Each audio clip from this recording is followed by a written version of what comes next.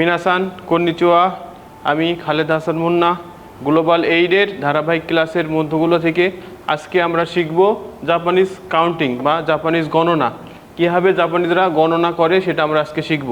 প্রথমত আমরা শিখি এরকম যে ওয়ান, যেটা এককে ওরা বলে ইচি ইচি।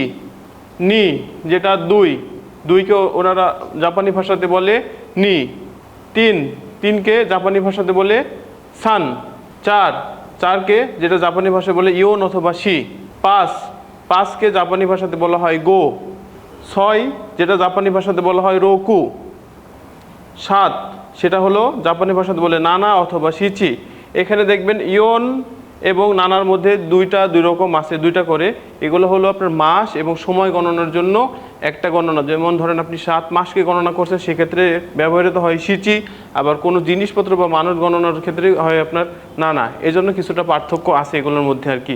এগুলো আপনারা মোটামুটি পরবর্তী ক্লাসগুলোতে আপনারা আরও বেশি বিশদ আলোচনার মাধ্যমে বুঝতে পারবেন আশা করি। 8কে ওনারা বলে হাঁচি মানে 8। 9 কিউ বা কু। 10কে বলে জু।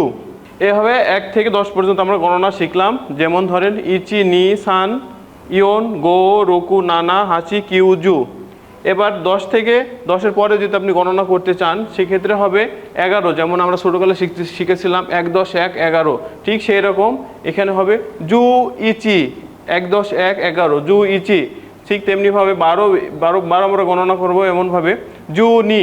এখানে দেখেন জু আছে আর এখানে দেখেন জু আছে, মানে এটা 10। আর যদি 2 আপনি দেন তাহলে 10 আর 2 হয় কি 12 না? এর জন্য দেখেন আমি এখানে লিখছি জু নি মানে 12।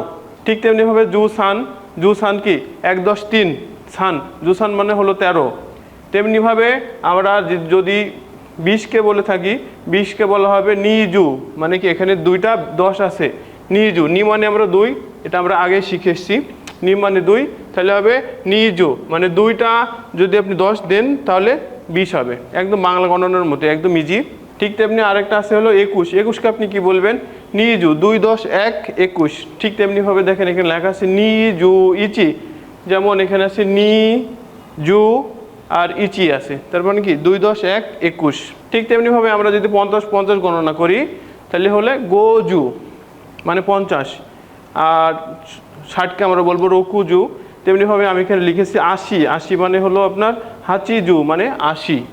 তেমনিভাবে মোটামুটি 90 আছে, এখানে মোটামুটি 100 লিখছি। 100কে ওনারা বলে হলো হিয়াকু মানে 100।